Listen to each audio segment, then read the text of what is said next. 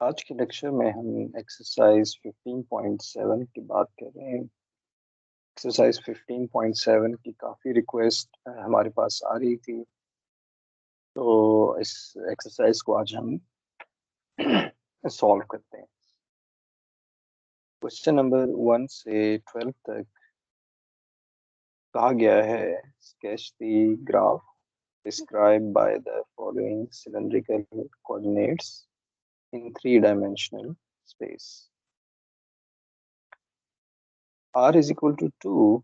अगर सिर्फ एक सिंपल सी इक्वेशन अगर हमें दी जाए, r इज इक्वल टू 2 का मतलब होगा एक्स वाई प्लेन में, अगर एक्स वाई प्लेन में और वहां पर अगर आप पोलर कोऑर्डिनेट्स ड्रॉ करें, r इज इक्वल टू 2। अब एक्स वाई में आपको पता है कि पोलर कोऑर्डिनेट्स होते हैं r थीटा, तो r इज इक्वल थीटा अगर फ्री रहेगा r इज इक्वल टू 2 के साथ, r इज इक्वल टू 2 के साथ, r इज इक्वल टू 2 के साथ, r इज इक्वल टू 2 के साथ हमारे पास एक सर्कल बन रहा होगा। ठीक है, क्योंकि थीटा यहाँ पर फ्री वेरिएबल। अब उसने पूछा हुआ है कि क्योंकि हम 3 डायमेंशन में काम कर रहे हैं, r इज इक्वल टू 2 का मतलब होगा हमें एक्स वाई जेड को देखना है, एक्स वाई और जेड को देखना है। r इज इक्वल टू 2 का मतलब होगा एक सर्कल, क्योंकि अभी आपने देखा है इसमें थीटा फ्री वेरिएबल है, लेकिन क्योंकि सिलिंड्रिकल कोऑर्डिनेट्स में ये होता है r थीटा जेड, अगर आपने r को फिक्स कर दिया है 2 पे, तो थीटा और जेड ये फ्री वेरिएबल होंगे, तो थीटा 0 से 2 पाई होगा और जेड को आप इसी तरह से एक्सटेंड कर सकते हैं। तो जेड को जाहिर बात आप इंफिनिटी नहीं लेकर जाना चाहेंगे, आप इसकी कोई वैल्यू फिक्स करना चाहेंगे, तो ये हमारे पास सर्कुलर सिलेंडर बन रहा होगा, यानी r is equal to 2 circular cylinder है, r is equal to 2 circular cylinder है। क्वेश्चन नंबर 3, अगर z इज इक्वल टू -1 है, तो ये तो हमें पता है कि ये एक्स वाई प्लेन, z की वैल्यू हो तो एक्स वाई प्लेन हमें मिल रहा होगा। क्वेश्चन नंबर 7 में कहा गया है कि r square plus z square is equal to 4 है, तो ये बताइए कि ये किस ग्राफ को रिप्रेजेंट कर रहा है। तो आर स्क्वायर का मतलब हमें पता है कि r square is x square plus Y square, और थीटा में आर दो के नहीं चाहिए, theta is tangent inverse y over x and z is equal to z। ये भी हमें नहीं चाहिए, ये भी नहीं चाहिए। आर स्क्वायर जो है x square plus Y square आ जाएगा, और ये जो फाइनल इक्वेशन बन रही होगी, फाइनल इक्वेशन हमारे पास होगी वो स्फीयर की इक्वेशन होगी, स्फीयर ऑफ रेडियस 2, जो कि हमने यहाँ पर प्लॉट कर दिया है। तो आपने क्या करना होगा, आपने सिंपली वैल्यूज यहाँ पर पुट करनी है, ट्रांसफॉर्मेशन यहाँ पर पुट करनी है, इक्वेशंस यहाँ पर पुट करनी है। क्वेश्चन नंबर 9 में कहा गया है कि z है r से ग्रेटर है और इक्वल है, जबकि ये लेस है 9 माइनस आर स्क्वायर के। तो z हमारे पास, हमें यहाँ से कुछ अंदाजा नहीं हो रहा कि कौन सी इक्वेशन बन रही है और क्या ग्राफ बन रहा होगा। तो आप यहाँ पर देखिए कि आप r की वैल्यू पुट कर दें। ये हमने देखा था कि आर स्क्वायर ये था x square plus Y square previous question में, क्योंकि यहाँ r है तो ये अंडर रूट के साथ आ जाएगा, और z हमारे पास ये है, सारा मैथमेटिक्स आप अप्लाई करेंगे तो z हमारे पास आ जाएगा x square plus Y square, ये कौन हो जाएगी जो कि लेफ्ट हैंड साइड पे है, लेफ्ट हैंड साइड पे ये कौन पड़ी है। और अगर आप राइट हैंड साइड को देखेंगे 9 माइनस आर स्क्वायर को, तो आप 9 माइनस आर स्क्वायर को अगर देख रहे होंगे तो ये होगा 9 x square plus Y square under root के साथ, क्योंकि ये z होगा तो जब आप इसे सॉल्व कर लेंगे तो ये आ रहा होगा 9 minus x square minus y square x square plus Y square plus z square is equal to 9, जो कि सफियर बन रहा है, सफियर ऑफ रेडियस 3। तो आप देख रहे हैं कि इसको जब आप सॉल्व करेंगे तो हमें ये सफियर मिल रहा है। z इसलिए रखेंगे क्योंकि यहाँ z की वैल्यू आपको z की अपर लोअर वैल्यू हमें पता है, लोअर सरफेस में पता है और अपर सरफेस पता है, तो इसे जब आप प्लॉट करेंगे तो एक स्फीयर मिल रहा होगा और साथ एक कोन मिल रही है। और z is equal to x square, ये आपने सीखा हुआ है, x square plus Y square under root, ये हमारे पास एक कोन होगी। इसी तरह से हम नेक्स्ट क्वेश्चन पे चलते हैं। ये आई होप कि ये आप सॉल्व कर लेंगे। ये क्वेश्चन है बेसिकली स्फेरिकल कोऑर्डिनेट्स के हवाले से। अभी तक हमने जो क्वेश्चन देखे हैं वो सिलेंड्रिकल कोऑर्डिनेट्स को आपने जहन में रखना है। स्फेरिकल कोऑर्डिनेट्स के लिए आपको थ्योरी देखनी होगी। आप कहेंगे वो वीडियोस देख लीजिएगा जहाँ पर मैंने एक्सप्लेन किया है स्फेरिकल कोऑर्डिनेट्स को और सिलेंड्रिकल कोऑर्डिनेट्स को। रो अगर 3 हो तो बड़ी सिंपल सी हमें इक्वेशन पता है, स्फेरिकल कोऑर्डिनेट्स ये होगा, स्फीयर ऑफ रेडियस 3 हो जाएगा और आप इसे सॉल्व कर लेंगे। Theta is equal to 2 pi by 3, spherical coordinates में थीटा अगर 2 पाई बाई 3 है और ये कोई हमारे पास आपको पता है कि थीटा का जो एंगल है वो एक्स एक्सिस से है, तो जो भी एंगल बन रहा होगा वो हमारे पास एक हाफ प्लेन यहाँ पर मिल रही होगी, हाफ प्लेन मिल रही होगी। वो कैसे मिल रही होगी थोड़ा सा मैं इसको एक्सप्लेन कर दूंगा यहाँ पर। थीटा अगर आपको थ्योरी का पता है, काइंडली जाके आप थ्योरी देख सकते हैं मेरे चैनल पे। वहाँ पर मैंने इस स्फेरिकल कोऑर्डिनेट्स को देख एक्सप्लेन किया है। थीटा का मतलब होता है कि थीटा एक्स एक्सिस के साथ एंगल है। थीटा यहाँ पर फॉर एग्जांपल पाई बाय 4 है, तो ये एंगल होगा पाई बाय 2 और ये वाला एंगल जो होगा, अब ये हमारे पास पाई बाय 2 को क्रॉस कर रहा है। okay? ये हवा में नहीं है, ये बेसिकली प्लेन में है, एक्स वाई प्लेन में ये angle.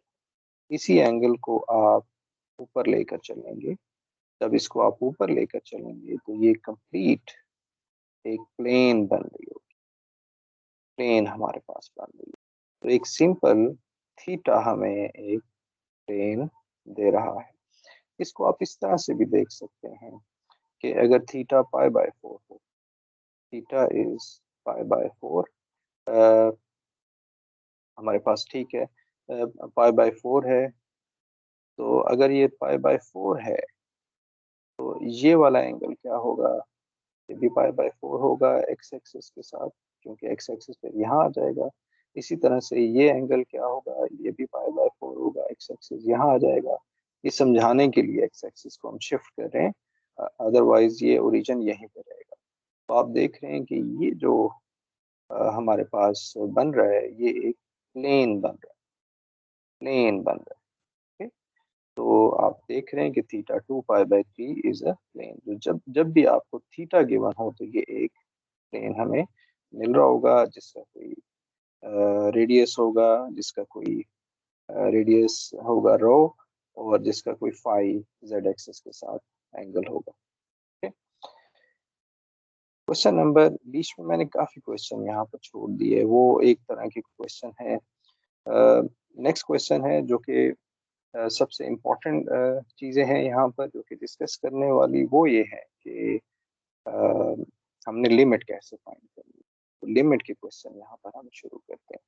Question number 33, let D be the region bounded below by the plane, bounded below by the plane z is equal to 0 above by the sphere and on the sides by the cylinder, side पे cylinder है।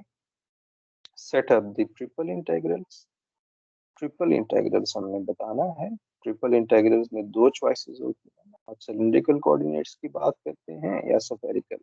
तो question में यहाँ पर कहा गया है कि सिलेंड्रिकल कोऑर्डिनेट्स हमने देखने हैं, that give the volume D, यानी कि आपने एक ट्रिपल इंटेग्रल निकालना है जो कि वॉल्यूम दे रहा हो। तो वॉल्यूम के केस में आपको पता है कि फंक्शन को हमने क्या रखना होगा, 1, और यहाँ पर हमें जो है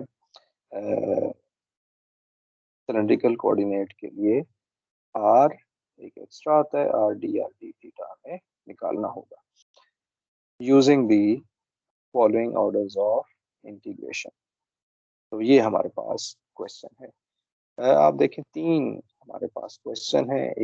ए में पहला ऑर्डर है d z d r d theta, B में हमारे पास ऑर्डर है d r d z d theta, और तीसरा हमारे पास है कि थीटा पहले लें जेड और आर।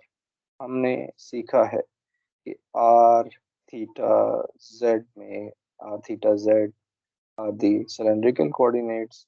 तो इंटीग्रेशन जब हमने करनी होती है तो हमने किसी ऑर्डर में उसे करना होगा। तो क्वेश्चन हमारे पास फिर एक दफ़ा आप देख लें कि जो हमारे पास रीजन है 3 डायमेंशन का एक रीजन है वो z is equal to 0, sphere, cylinder. ये सिलेंडर इसलिए है, बेसिकली तो ये सर्कल है, लेकिन ये क्योंकि 3 डायमेंशन में है तो z फ्री वेरिएबल है, z की वैल्यू कुछ भी हो सकती है। इसको अगर आप प्लॉट करेंगे तो ये एक सर्कल बनेगा विद रेडियस 1, लेकिन जब ये z की वैल्यू इस सर्कल की चेंज होगी तो हमें ये सिलेंडर मिल रहा होगा, इसलिए ये सिलेंडर है। सबसे पहला क्वेश्चन कि D Z are d theta को सॉल्व कीजिए, ये हमारा क्वेश्चन है। इसके लिए हम क्या करेंगे, पहले z की लिमिट लेंगे। यहाँ पर इम्पोर्टेंट चीज़ ये भी है कि आपको किसी हद तक ज्योमेट्री बनाना आना चाहिए। X square plus Y square plus z square is equal to 4, ये हमारे पास एक स्फीयर होगा, और x y plane z is equal to 0 पे एक्स वाई प्लेन है। हमने अभी सिलेंडर सीखा है, सिलेंडर कैसे बनता है, वो इस तरह से बनता है। मैं अगर स्फीयर को किसी और कलर में हाईलाइट कर दूं, फॉर एग्जांपल हम रेड कलर में कर देते हैं, तो ये तो मैंने सब कुछ हाईलाइट कर दिया। सिर्फ मैं जो है स्फीयर को हाईलाइट करना चाह रहा हूँ। तो ये हमारे पास स्फीयर है, ये स्फीयर है, ये वाला स्फीयर है यहाँ पर। okay? ये बेसिकली फुल स्फीयर ऐसे बनना चाहिए। 3 डायमेंशन में फुटबॉल की सरफेस होगी, फुटबॉल की तरह का ये वॉल्यूम होगा, लेकिन हमने इसका एक पोर्शन यहाँ पर रखा है। तो सबसे पहले हम क्या करेंगे, सबसे पहले हम ये करेंगे कि स्फीयर लिख लेंगे और x square plus Y square देख लेंगे, यहाँ वैल्यूज पुट कर दी, दोनों को सॉल्व कर लीजिए। z हमें मिल जाएगा 3, तो z की वैल्यू आ जाएगी √3। उसकी वजह ये है, माइनस क्यों हम नहीं ले रहे हैं, अपने स्फीयर को नेगेटिव z एक्सिस पे क्यों नहीं ले रहे हैं, क्योंकि ये बाउंडेड है बिलो बाय द, बाउंडेड है z इज इक्वल टू 0 से, z इज इक्वल टू 0 से, तो इससे नीचे वो नहीं जा सकेगा। तो हमारे पास z की वैल्यू होगी 0। अपर लिमिट इसकी क्या होगी, z की वैल्यू हमें यहाँ से निकालनी होगी। z square is 4 minus x square minus y square. z की वैल्यू आप रखेंगे x square minus y square, plus minus भी आएगा, लेकिन क्योंकि हम पॉजिटिव की बात कर रहे हैं या ज़ीरो की बात कर रहे हैं, तो ये हमारे पास 4 माइनस कॉमन ले लेंगे, 4 माइनस आर स्क्वायर आ जाएगा, तो ये इसकी लिमिट आ जाएगी। ये z की लिमिट आ गई। r हमारे पास क्या होगा, इसका रेडियस क्या बन रहा है इस सिलेंडर का, क्योंकि हमारे पास जो डोमेन है वो स्फीयर और सिलेंडर के इंटरसेक्शन से मिल रहा है, हमारा d मिल रहा है हमें, तो r 0 से लेके 1 तक होगा। अब ये जो पूरा सिलेंडर बन रहा है ये कहाँ से कहाँ तक बन रहा है, theta is from 0 to 2 pi. Okay, तो ये पहली लिमिट हो गई। अब हमें कहा गया है कि आर आप फाइंड करें, आई एम सॉरी, आर जेड और थीटा के ऑर्डर में लिमिट फाइंड करें। यानी हमारा क्वेश्चन ये है कि ये हमने फाइंड करना है, इसका हमने आंसर निकालना है। अब आर के केस में मसला ये है कि एक आर ये है जो कि सिलेंडर का है, सर्कुलर सिलेंडर का है, यहाँ तक सर्कुलर सिलेंडर का है, लेकिन इसके ऊपर एक स्फीयर पड़ा हुआ है। जिस तरह से एक कोन होती है आइसक्रीम कोन, आइसक्रीम कोन हमारे पास होती है, और यहाँ पर जो है आइसक्रीम पड़ी हो। ये आइसक्रीम जो है स्फेरिकल शेप की होती है अप्रोक्सीमेटली। तो यहाँ पर रेडियस कुछ और होगा, यहाँ पर रेडियस कुछ और होगा। तो इसके हमारे पास रेडियस अगर दो है, एक आर आर है और दूसरा रेडियस स्फीयर का रेडियस है, तो इसका मतलब है कि हमारे पास दो इंटीग्रेशन बन रही होगी। Okay, r is from 0 to 1, हमें पता है। z इज फ्रॉम 0 to √3, ये अभी हमने देखा था मैथमेटिकली कि ये हमारे पास z इज फ्रॉम 0 to √3 और थीटा 0 to 2 पाई, क्योंकि ये थीटा हमारे पास तमाम कुछ यहाँ पर कवर हो रहा है सिलेंडर के केस में। जब स्फीयर के लिए हम जाएंगे तो r हमारे पास यहाँ पर कुछ एरर है आई गेस, कि ये इस तरह से नहीं होना चाहिए। ये r होगा 0 से, लेट मी सी, यहाँ पर r जो है, क्योंकि ये इन टर्म्स ऑफ r नहीं आ सकता है, r विल बी फ्रॉम, अगर हम इसके बात करें r plus z square is equal to 4, तो ये हो जाएगा r square plus z square 4, r will be equal to 4 minus z square under root, क्योंकि ये पॉजिटिव होता है तो यहाँ 4 माइनस जेड स्क्वायर आना चाहिए, 4 माइनस जेड स्क्वायर। ठीक है, 4 minus r square, r in terms of r नहीं आ सकता। अगर ऐसा एरर आप भी देखते हैं तो आपको फौरन आइडेंटिफाई करना चाहिए। अब z, क्योंकि हम इस स्फीयर की बात कर रहे हैं, इस स्फीयर की हम बात कर रहे हैं, ये वाले स्फीयर की बात कर रहे हैं, तो ये स्फीयर तो z इज इक्वल टू √3, क्योंकि इसका इंटरसेक्शन तो हमने देख लिया, इसको मैं मजीद हाईलाइट कर देता हूँ। इसका इंटरसेक्शन हमने देख लिया, ये z इज इक्वल टू √3 है। तो z की लिमिट के लिए आपको पैरेलल टू z एक्सिस एक लाइन ड्रॉ करनी है, उसको ना भूलिएगा। तो यहाँ पर ये √3 से शुरू होगा और इसका एग्जिट हमें z इज इक्वल टू 2 मिल रहा होगा, क्योंकि इसका जो स्फीयर का रेडियस है वो एग्जिट जहाँ है वो बेसिकली उसका रेडियस है। वो थीटा जो है 0 से 2 पाई तक होगा। ये स्फीयर पूरा है, आधा स्फीयर नहीं है, आधी आइसक्रीम नहीं है, इस तरह से अंडरस्टैंड करें तो ये हमारे पास लिमिट आ जाएगी। ओके, तो इस केस में हमें सोचना होगा कि ये सिलेंडर अलग हो जाएगा और ये जो स्फीयर का हिस्सा है, स्फीयर है, ये हमारे पास अलग हो जाएगा, और यहाँ से लेकर यहाँ तक इसके रेडियस की हम बात करेंगे, और इसके इसी तरह से हम थीटा की बात करेंगे, और इसी तरह से जेड की जब बात करेंगे तो ये √3 से शुरू होगा। तो पहले आप इंटरसेक्शन शुरू में ही निकाल चुके हैं। सी पार्ट में आपको होमवर्क देता हूँ, इसका आंसर वैसे आपके सामने है, वो आप वैल्यू आप निकाल लीजिएगा। क्वेश्चन नंबर 35 है, give the limits of integration for evaluating the integral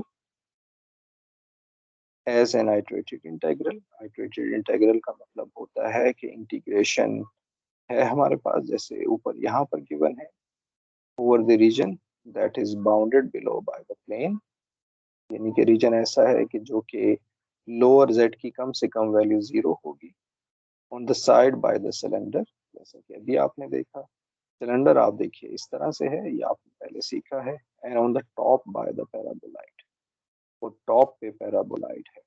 तो z अगर फॉर एग्जांपल आप बात करते हैं, z अब आपको यहाँ पर ड्रॉ ड्राइंग की भी ज़रूरत पड़ेगी बाज़-औक़ात, लेकिन बाज़-औक़ात आप गेस भी कर सकते हैं कि क्या हमें वैल्यू मिल रही होगी।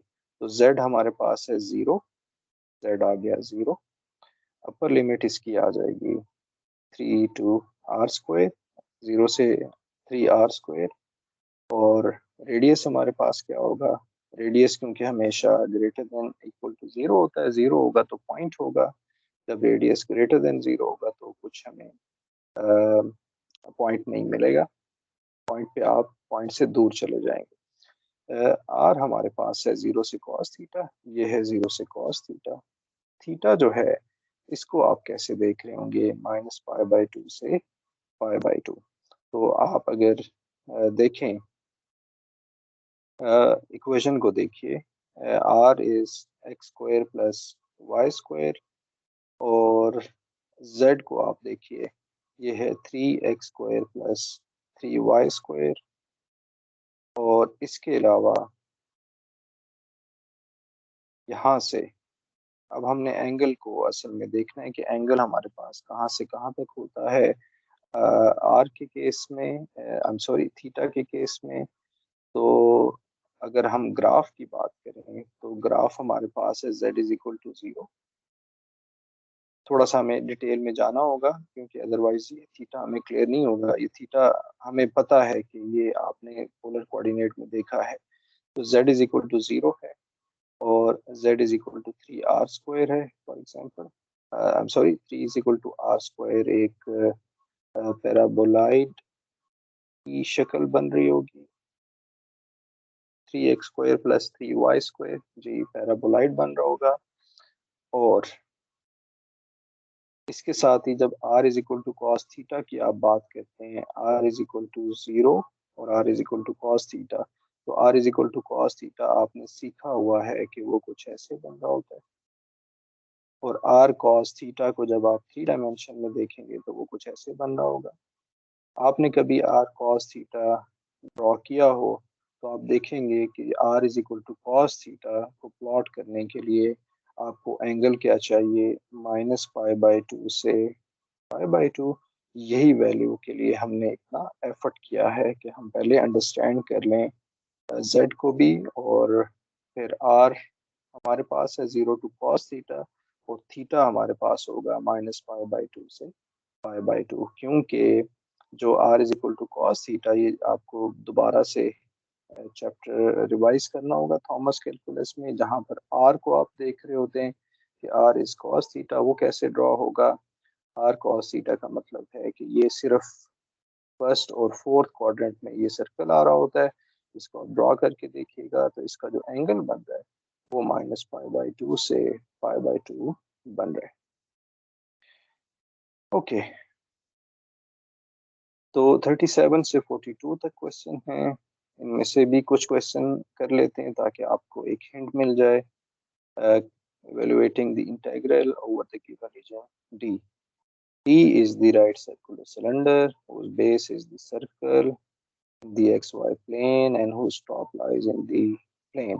तो यहाँ पर ये फॉर्चुनेटली हमें फिगर भी गिवन है। अगर हमने z की वैल्यू निकालनी है तो एक वर्टिकल रे ड्रॉ करनी है। यहाँ पर ये मैंने ड्रॉ किया हुआ है। ये for example z is equal to 0 है, ये z इज इक्वल टू 0 हो गया। और जहाँ से ये एग्जिट हो रहा है 4 माइनस वाई है, और z is equal to 4 minus y है, क्योंकि हम सिलेंड्रिकल कोऑर्डिनेट्स देखना चाह रहे हैं, क्योंकि ये सिलेंड्रिकल शेप है। आपके पास दोनों चॉइसेस हैं, स्फेरिकल सिलेंड्रिकल, लेकिन अगर सिलेंड्रिकल शेप है तो सिलेंड्रिकल कोऑर्डिनेट यूज़ करें, अगर स्फेरिकल शेप है तो स्फेरिकल कोऑर्डिनेट यूज़ करें। 4 माइनस आर साइन थीटा, ये हमने सीखा है कि y जो है वो आर साइन थीटा होगा। तो z की upper value, upper limit 4 minus r sine theta है। r की वैल्यू क्या होगी, r हमारे पास होगा 0 से लेकर 2 साइन थीटा। z जब कवर हो जाता है तो आप z को ख़त्म कर दीजिए, z is no more there. हमारे पास सिर्फ x एक्सिस और y एक्सिस है, यानी कि हम इसको अलग कर सकते हैं। और ये फिर वही क्वेश्चन बन सकता है जो कि आप पहले सीखा है आपने एक्स वाई प्लेन में जब प्रॉब्लम सॉल्व करते हैं। उसके लिए हम क्या करते हैं, हम आर के केस में ओरिजिन से स्टार्ट करते हैं और जहाँ वो एग्जिट हो रहा होता है उस कर्व का नाम क्या है, 2 साइन थीटा। तो ये होगा 0 से लेकर 2 साइन थीटा। अब थीटा एंगल क्या लेना होगा। अब ये ज़ाहिरी बात है, ये आपको तब पता चलेगा जब 2 साइन थीटा कैसे ड्रॉ होगा। 2 साइन थीटा अगर आप ड्रॉ करेंगे तो आपने सीखा है मुख्तलिफ ऑप्शंस देखते हुए, सिमेट्री देखते हुए, और फिर आपने उसे ड्रॉ किया है प्रीवियस चैप्टर्स में, उसको मैं यहाँ रिपीट नहीं करूँगा, लेकिन आप एक नज़र जाके वो चैप्टर ज़रूर देख लें जिसमें आपने पोलर कोऑर्डिनेट्स को ड्रॉ किया है। तो वहाँ पर आपने सीखा है कि थीटा जब ज़ीरो है और ज़ीरो से कंप्लीट यहाँ π/2 आता है और यहाँ से π/2 वापस आके, यानी कि थीटा 0 से पाई तक होता है। ये बज़ाहिर ऐसा लगता है कि ये जो सर्कल होता है ये यहाँ से सारा पूरा कवर हो रहा होता है, लेकिन यही सर्कल अगर इस तरह का हो तो ये 0 से पाई तक होता है। तो इसलिए हमें ये लिमिट यहाँ मिल रही है। ये भी क्वेश्चन आसान है। इसमें अगर आपने z फाइंड करना है तो आप एक वर्टिकल रे ड्रॉ करेंगे जहाँ वो 0 से शुरू हो रही है और 5 माइनस r cos थीटा है। r की वैल्यू 0 से 3 cos थीटा है। अब इसके लिए आप देखेंगे कि ये कुछ इस तरह का ड्रॉ हो जाएगा, z को ख़त्म कर देंगे और ये हमारे पास x एक्सिस पे ड्रॉ हो जाएगा। ये x एक्सिस है, ये y एक्सिस है। जब आप इसे ड्रॉ करेंगे, इसे आप ड्रॉ करेंगे तो ये जो एंगल बन रहा होगा ये -π/2 से π/2 बन रहा होगा। ठीक है।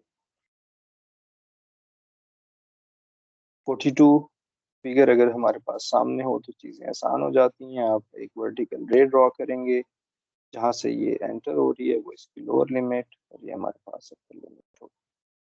बाकी एंगल उसी तरह से आप देख सकते हैं। 43 से 48 तक ये ज़रा आसान क्वेश्चन है क्योंकि इसमें आपने स्फेरिकल कोऑर्डिनेट्स को सिंपली इवेलुएट करना है, लिमिट नहीं फाइंड करनी, इवेलुएट करना है, इसकी इंटीग्रेशन फाइंड करनी है। तो आप पहले with respect to rho integrate करेंगे, फिर with respect to phi, with respect to theta. 49 to 52 evaluate the integral 49।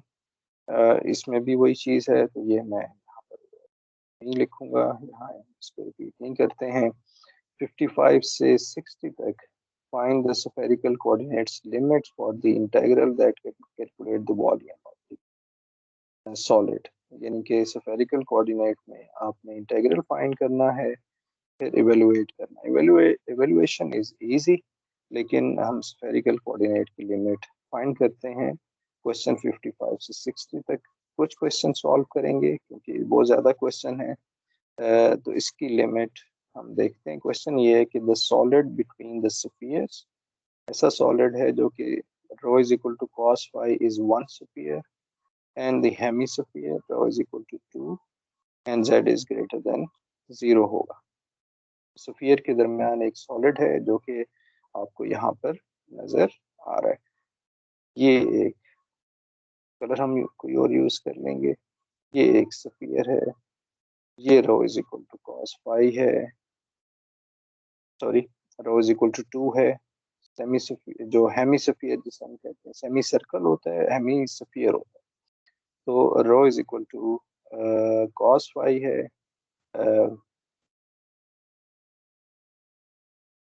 Okay, ये एक सिंपल सा स्फीयर है और एक हमारे पास हेमिस्फीयर है।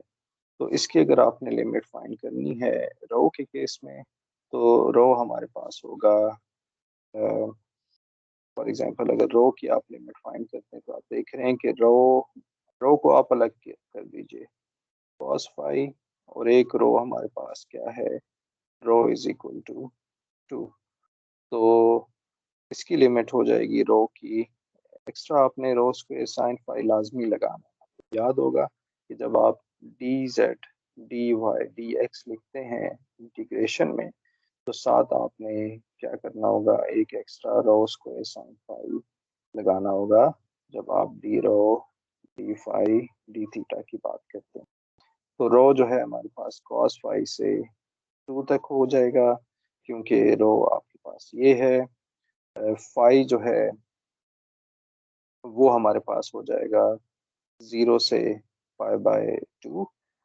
0 से π/2 क्यों होगा? फाई अगर आपको याद हो तो कोई भी पॉइंट है, ये z एक्सिस के साथ जो एंगल है, और ये जब यहाँ तक आता है, यहाँ तक जब आएगा तो ये π/2 होगा। और ये आपको पता है कि फाई जो है वो 0 से पाई तक टोटल होता है, यानी कि वो अगर कंप्लीट एक नेगेटिव z एक्सिस पे भी जाता तो 0 से पाई होता, लेकिन क्योंकि ये z 0 तक जा रहा है तो ये हमारे पास 0 से π/2 है। थीटा जो है वो, क्योंकि ये कंप्लीट सर्कल हो रहा है, कंप्लीट सर्कल हो रहा है, इसको आपने r is equal to cos theta से नहीं देखना, ये सेंटर में सर्कल है। सेंटर में जब सर्कल होता है तो फिर 0 से 2 पाई होता है। आई होप कि ये आपको क्लियर हो गया।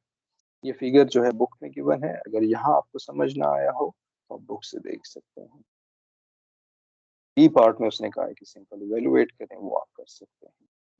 ये मैंने 59 को यहाँ पर एक तरफ से सॉल्व भी किया हुआ है ताकि आसानी रहे। क्वेश्चन ये है, the solid bounded below by the sphere. ऐसा सॉलिड है, ऐसी डोमेन है जो कि बाउंडेड बिलो है बाय द स्फीयर, लेकिन अबव द बाय द कोन। तो ये दोनों हमें यहाँ पर गिवन है। मिसाल के तौर पे यहाँ पर ये वाली कोन है लग रही है, ये कोन है, इसका ऑलरेडी कलर हमने दिया हुआ है, और इसके साथ एक और सफियर है बिलो बाय द सफियर, तो एक सफियर भी होगा, सफियर भी है, और ये कौन है, ये वाली कौन थी और ये सफियर है। Rho is equal to 2 cos phi कौन है। अब एंगल, सॉरी, पहले हमें लिमिट फाइंड करना है। रो की लिमिट अगर क्या होगी, रो हमारे पास होगा, क्योंकि ये 0 से शुरू होगा, 0 से शुरू होगा और 2 cos फाई तक जाएगा। रो 0 है, रो इज 2 cos फाई, तो 0 से लेकर 2 cos फाई तक है। फाई बड़ा इंटरेस्टिंग होगा हमारे पास। फाई निकालने का एक तरीका मैंने यहाँ पर लिखा हुआ है हिंट के तौर पे। अगर आप बात करें, क्योंकि ये एंगल हमें किसी तरह से समझ नहीं आने वाला कि ये एंगल कैसे होगा π/4 से π/2। फाई का हमें बेसिकली तो पता है कि z एक्सिस के साथ ये एंगल है, ये फाई जो है, ये phi pi phi for example 0 से ज़ीरो से पाई तक है। तो हम क्या करेंगे कि x square plus Y square कर दीजिए, इसको सिंप्लीफाई कर दें। गिवन क्या है, ये रो कॉस फाई ये हो जाएगा, टेंजेंट फाई से हमें पता है कि एंगल निकला करता है, तो फाई π/4 होगा। तो फाई जो है वो π/4 होगा, क्योंकि इसका इंटरसेक्शन ये बन रहा है। और ये π/2 तक क्यों जाएगा, क्योंकि फाई जो है वो सिर्फ z एक्सिस z0 तक यहाँ पर मौजूद है। तो फाई जो है π/4 से लेकर और यहाँ तक जब पहुंचेगा तो π/2 होगा। वो सॉलिड की हमने बात करनी है। आप ये देख रहे होंगे कि ये जो जगह है, ये वाली वो जगह है जो कि हमने जिस पे इंटीग्रेट करना है, ये शामिल नहीं है, ये शामिल नहीं है, इसलिए हम π/4 से शुरू कर रहे हैं। तो बार बार रिपीट कर रहा हूँ कि हम π/4 से यहाँ पर शुरू कर रहे हैं और π/2 तक हम जा रहे हैं। इससे ऊपर हमारा कोई सरोकार नहीं है। तो इसको आप फाई हमने देख लिया, π/4 से π/2। एक एंगल हमें चाहिए था कि स्टार्ट कहाँ से करें। π/4 से शुरू किया हमने π/2 तक, और थीटा 0 से 2 पाई, क्योंकि ये कंप्लीट बन रहा है हमारे पास, कंप्लीट चीज बन रही है। अगर आधी बन रही होती तो 0 से π/2, कंप्लीट अगर बन रहा है, आधी से मुराद के 0 से पाई होगा, लेकिन 1/4 बन रहा हो तो 0 से π/2। 60 इसी तरह से क्वेश्चन है, आप इसको सॉल्व कर सकते हैं। 61 को आप देख सकते हैं, set up the integral for the volume of the sphere in spherical coordinates, rectangular coordinates। तो रो इज इक्वल टू 2 है, सिंपल सा स्फीयर हमें गिवन है, इसकी लिमिट अगर फाइंड करनी होगी तो लिमिट हमें पता है 0 से 2 है। फाई हमारे पास क्या होगा, रो इज इक्वल टू 2, फाई हमारे पास होगा 0 से π/2, और थीटा बेसिकली तो ये 0 से पाई होना चाहिए क्योंकि ये स्फीयर कंप्लीट बन रहा है। लेकिन आप एक चीज़ नोट करें कि हमने क्या किया हुआ है, 4 टाइम्स मल्टीप्लाई किया हुआ है। ये हम अपनी आसानी के लिए करते हैं। तो फाइव जो है वो 0 से पाई होना चाहिए था, लेकिन यू 4 को हमें हटाना पड़ेगा। ओके, तो फाइव जो है क्योंकि मैक्सिमम 0 से पाई जा सकता है, तो 0 से पाई बाई 2 हो जाएगा। थीटा 0 से पाई बाई 2 एक, एक पाई बाई 2, तीसरा पाई बाई 2, चार पाई बाई 2 मिल के 2 पाई बनाते हैं। इसलिए 4 टाइम्स आप इसे मल्टीप्लाई कर रहे होंगे। और यहाँ पर आई एम सॉरी, ये जो 4 है इसका ताल्लुक इस आखिरी इंटेग्रल से है। 0 से पाई बाई 2 के लिए हमने ये 2 लगाया हुआ है, और ये 2 जो है यहाँ मल्टीप्लाई होगा तो ये 8 आ जाएगा। ठीक है? तो फाइव जब 0 से पाई है, अगर आधा लिखना चाहते हैं, 0 से पाई बाई 2 लिखना चाहते हैं, तो आपको इसे 2 से इंटेग्रल को, 0 से पाई है, 0 से पाई बाई 2 लिखना चाहते हैं तो 2 से मल्टीप्लाई कर दीजिए। बाकी लिमिट आप खुद ही से सेटअप कर सकेंगे। ओके, क्वेश्चन नंबर 62, इसमें भी ऐसा ही हो रहा है। ये लिमिट आपने फाइंड करनी है। Let D be the region in the first octant that is bounded below by the cone and above by the sphere. Express the volume D as an cylindrical and spherical coordinate. Cylindrical और spherical दोनों coordinates में इसको हमने देखना है।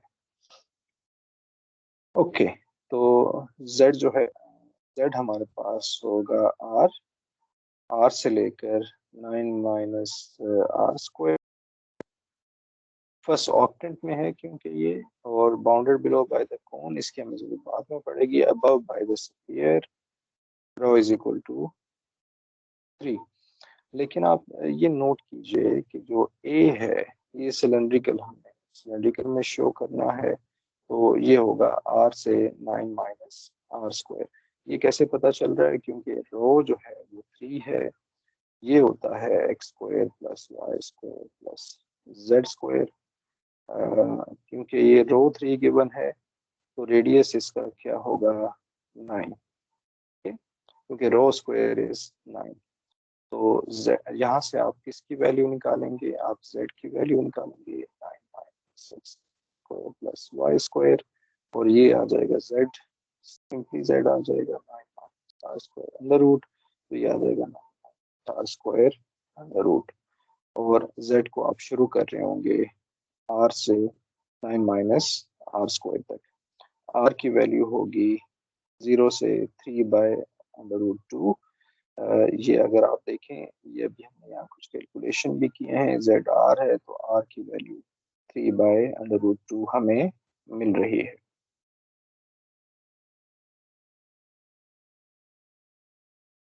Okay, और theta क्योंकि first octant है तो वो फर्स्ट ऑक्टेंट में एंगल ये होगा। ओके, तो ये हमने जो है एक इंटीग्रल सॉल्व किया है। आप बाकी को भी इसी तरह से देख सकेंगे।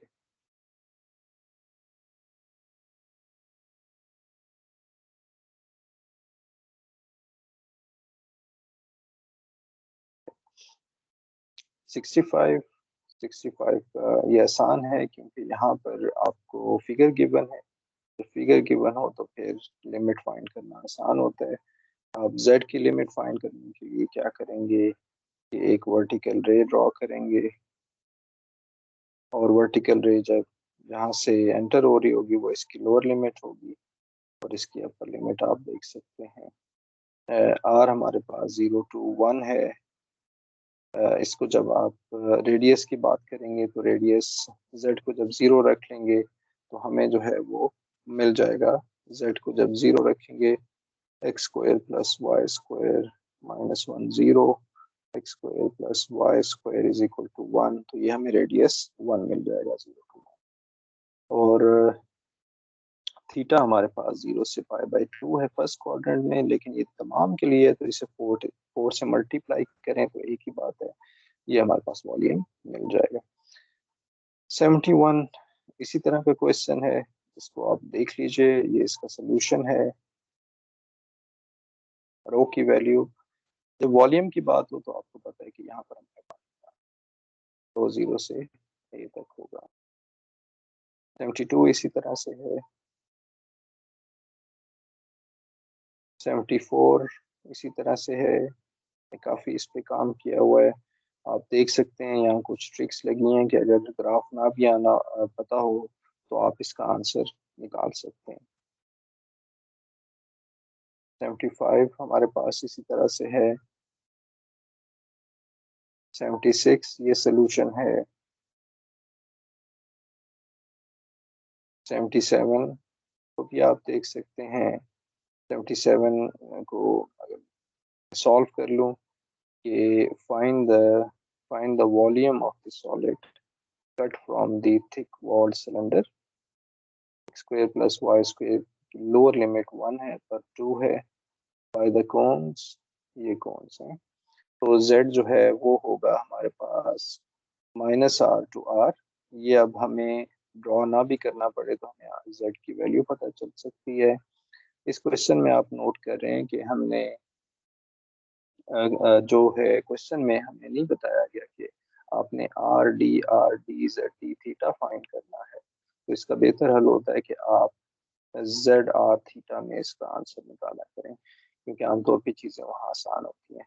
तो जेड फॉर एग्जांपल -r हो जाएगा, अपर लिमिट r हो जाएगी, r इज 1 to √2 हो जाएगा, क्योंकि यहाँ से आप निकालेंगे r² इज 1 और 2 r, जब इसे सॉल्व करेंगे तो ये √2 होगा, 1 to √2। और सिलेंडर है, फुल है, तो थीटा 0 से लेकर 2 पाई, बड़ा आसान है हमारे पास ये प्रॉब्लम।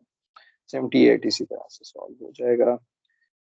फिर इसके बाद हम की वीडियो काफ़ी लंबी हो गई है, तो मुझे थोड़ा सा तेज़ी से जाना पड़ रहा है। आप ये सोल्यूशन देख लीजिए। कुछ मैथमेटिक्स अप्लाई किया, फॉर एग्जांपल 84 में आप देखें कहीं पे भी मैंने ग्राफ नहीं बनाया। जो गिवन इंफॉर्मेशन है उस पर आप थोड़ा सा काम करें तो आप लिमिट आसानी से निकाल सकते हैं।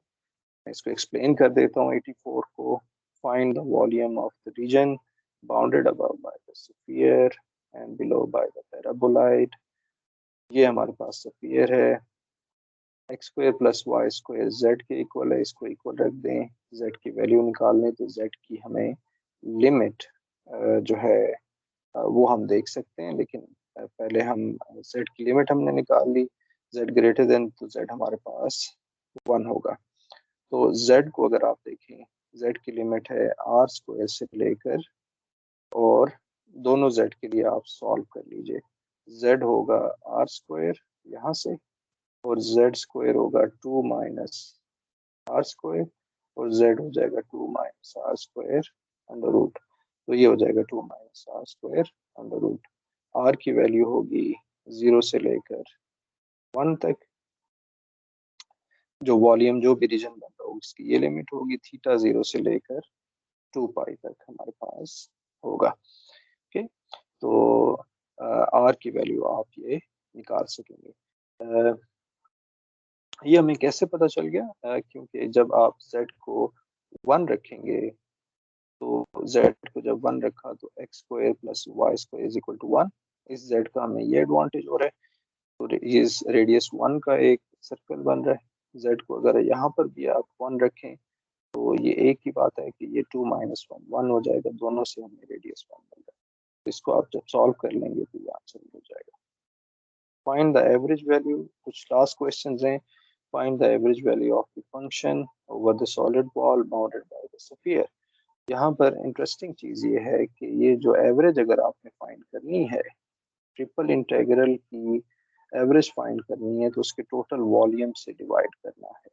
यहाँ पर आप फॉर एग्जांपल लिखना चाहते हैं are d z d r d theta, तो आर की लिमिट आप जेड की लिमिट फाइंड करेंगे, आर की लिमिट फाइंड करेंगे, यहाँ पर डी जेड आएगा, यहाँ आर डी थीटा आएगा। तो z की लिमिट आप यहाँ से निकाल सकते हैं। z² इज 1 माइनस r², तो z प्लस माइनस r के साथ आ जाएगा, ये लिमिट बन जाएगी। r की वैल्यू हमारे पास, जब z को आप 0 रखेंगे क्योंकि अब आपने z को ख़त्म कर देना है। तो यहाँ से r square plus 0 square 1, r की वैल्यू 0 से 1, क्योंकि ये पॉजिटिव होता है तो 0 से 1 आ जाएगा। थीटा 0 से लेकर 2 पाई तक है। अब इसका आप जब वॉल्यूम निकालेंगे तो वॉल्यूम इज 4 पाई बाय 3, तो ये हमारे पास आंसर आ जाएगा। Volume is 4 pi by 3। Sphere का वॉल्यूम 4 पाई बाय 3 होता है, और वो 4 बाय 3 पाई आर क्यूब होता है, क्योंकि रेडियस इज 1, तो वो कैंसिल, वो हमारे पास 1 आ जाएगा, वो हम नहीं आ है।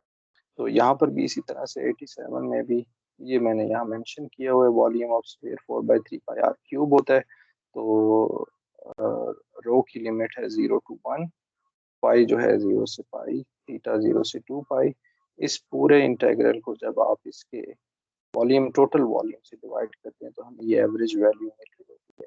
इसका मतलब ये होता है कि जो स्फीयर है उस पे जो एवरेज वैल्यू है, यानी कि वो कैसा बिहेव कर रहा है ऑन द एवरेज, वो हम निकाल सकते हैं। तो आई होप कि ये क्वेश्चन हमने कुछ सॉल्व किए हैं हिंट के लिए। आई होप कि इससे आपको हेल्प मिलेगी।